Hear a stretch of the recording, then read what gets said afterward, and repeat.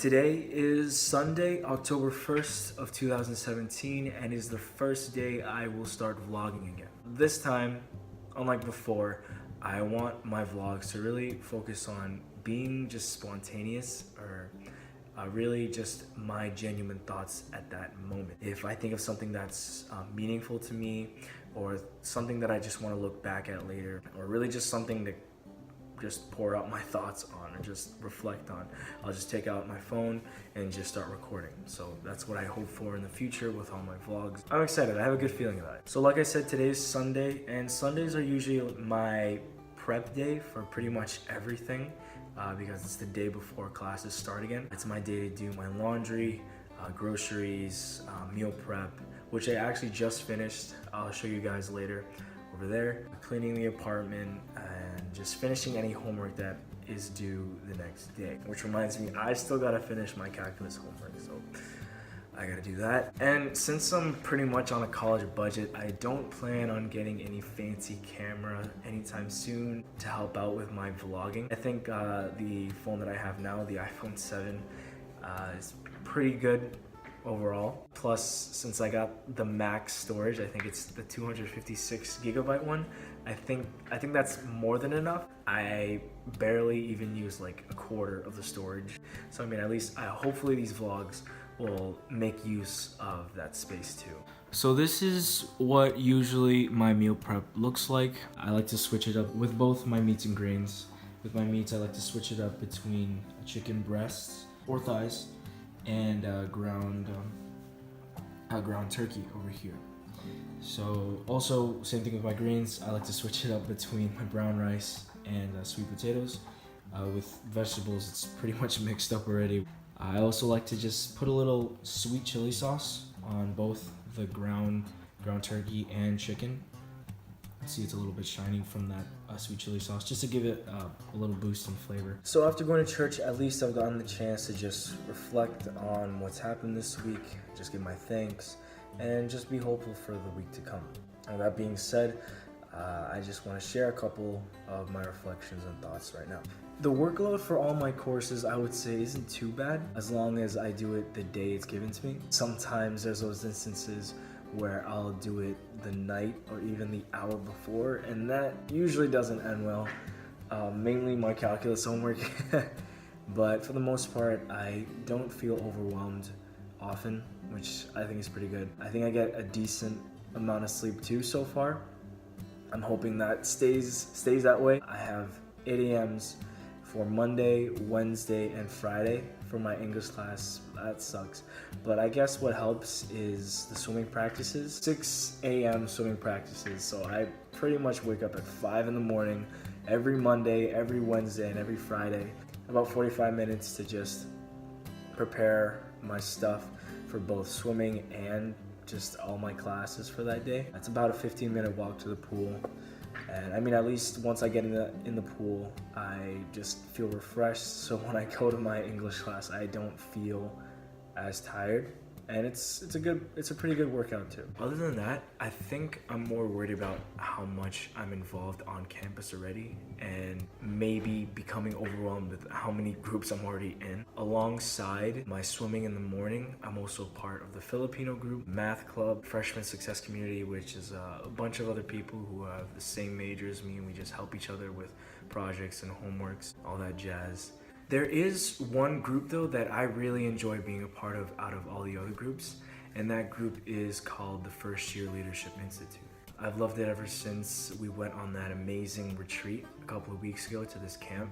Not only did they do a good job of just explaining what a leader should be and what a leader means, but they also made it a point for all of us that were there to really get to know each other. After that day, I feel like we're just one great big family, and I always love being around them. They've helped me keep the values I've set for myself as I started college, and they helped me realize that I really like to be around with people who are just as passionate, enthusiastic, and ambitious as I am. We actually met up again yesterday, and we did some community service for this place called the Paraclete Center. This place was for children to go to after school to get extra help they needed from volunteers that would be willing to help them out. So what we did, we just cleaned up the whole place, make sure it was nice and clean for the kids to come next week. So I'm glad we were able to help out with that. It was a lot of fun. I enjoyed it. There is one more thing I wanted to talk about before I ended this vlog. Apparently last Wednesday was Sin Awareness Day, and a group of Christians decided to go on campus, since our campus is public and open to any public announcements or any jazz like that. A group of Christians came on campus and decided to just discuss and preach about their faith and raise this awareness.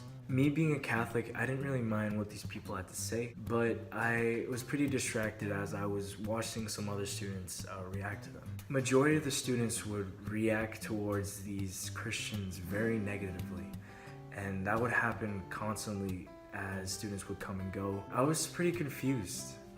Why are all these people like responding in hate towards a guy that's just preaching about love and what he believes in? What would happen if they switched roles? Would the minority of this clash still be negatively scrutinized by the other side? I think it was pretty clear that these people didn't share the same beliefs and views as the guy who was preaching, but still that's no reason to interact so negatively towards him. I mean, at least some tried to engage in a friendly debate, but others were just plain rude.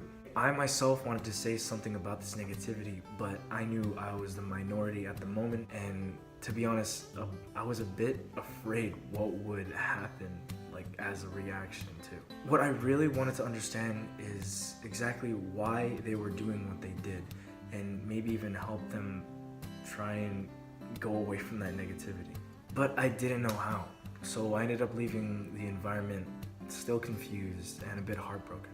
I mean, after that, it hit me like a train and made me realize that college not only is about the academic learning experience, but it really is also a big part of a life-changing experience as well, and how you develop yourself and mature yourself as you go along. Probably the reason why I was so confused was because I wasn't really familiar with that type of environment. I wasn't used to seeing people like that interact that way towards these types of people. So I did what usual mama's boys do. I decided to call my mom and talk to her about it. It was a really great talk for me. She helped remind me that there's always going to be people like that wherever I go, and I can't change their actions no matter what I do. I can't help people if they don't want my help in the first place, and I should only help people only if they're willing to help themselves. She also reminded me to just focus on myself, my goals, and the reason why I came to college in the first place. I felt a lot better after that conversation, but instead of running away from those types of experiences, I feel like it's opened a door, like a new door for me to kind of explore, look into, and understand better. I will always stay true to my faith and what I believe in, but now I really want to understand the perspectives of people who really oppose and dislike people like me. I actually spoke with the person preaching afterwards and asked him what motivated him to continue speaking despite this brutal negativity that he faces on a day-to-day basis. I thought it was pretty nice, so I wrote it down. During my time in the military, I was a drunk who was pretty much at rock bottom. One day I turned to God, and to this day I'm forever grateful that He saved me from what I was back then. That's what always motivates me. When I see these people who curse me out and flip me off, I see myself. That's who I was before, so I can't really be upset with them. It hurts my heart as well, but I hope and pray that out of the hundreds of people that reject me, at least a few will listen and help themselves for the better. After that experience, I feel like there's so much more to do here than just earn my degree. And I'm gonna end it off with that. Let me know what you guys think down in the comments below. If you guys like this vlog and think I should do more, hit that like button, subscribe, and here's to a good week.